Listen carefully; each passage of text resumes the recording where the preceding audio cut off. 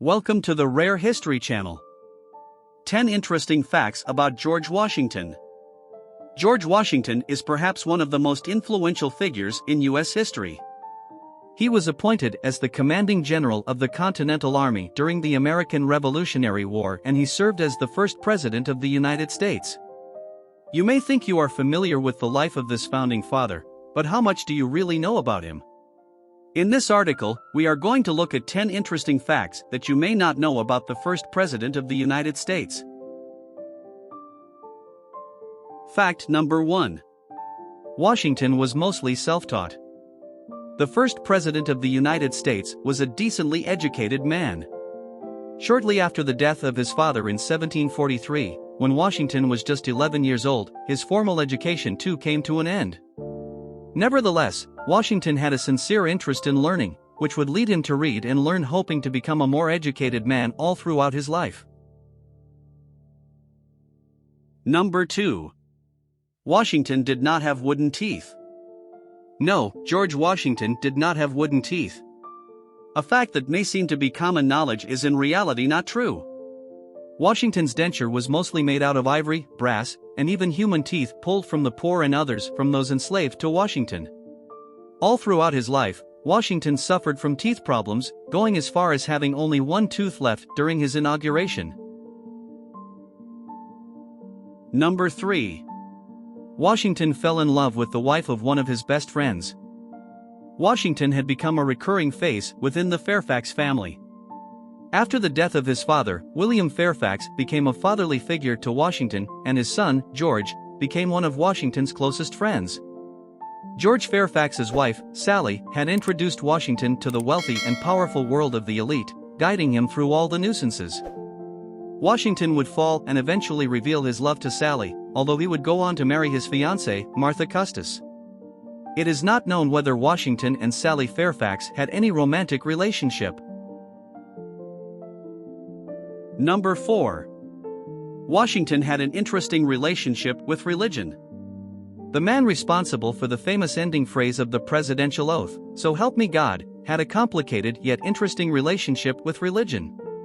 A reserved man, Washington rarely addressed his religious views on any writings. Although he is noted for having referenced Providence multiple times, Washington rarely made any reference to God, compared to other of his founding father counterparts. A vestryman and churchwarden, Washington frequented religious services of different denominations but is noted for leaving said services before communion. Number 5. Washington is the only U.S. president to have fought while in office. The General of the Armies of the United States is also the only president to have served in the military while holding office. His military duties came into action when in 1794, Washington led the militia on a month-long march to the town of Bedford. This relatively trivial fact is a reminder of the number of U.S. presidents who have served in the military but never really commanded the troops in the field while being the commander-in-chief. Number 6. Washington could have been called Your Most Benign Highness. A new country comes with new offices and naturally, new titles. The newly created United States had concluded that a president would be the best type of leadership for the executive power. But how should the president be addressed? Vice President John Adams suggested exalted names such as Highness and Most Benign Highness, and while some senators found it reasonable, others found it ridiculous. Washington ended up consenting with James Madison's demand on altering the title to a more simple Mr. President, which remains to this day as the official manner of address. Number 7. Washington did not have biological children. Washington married Martha Custis on January 6, 1759. Custis had been married to Daniel Parke Custis, with whom she had 2 children, John Parke Custis and Martha Parke Custis. After Daniel Custis' death, the widowed Martha Custis quickly became courted by multiple militia officers, including George Washington, who eventually succeeded. Together they raised Martha's children from her previous marriage.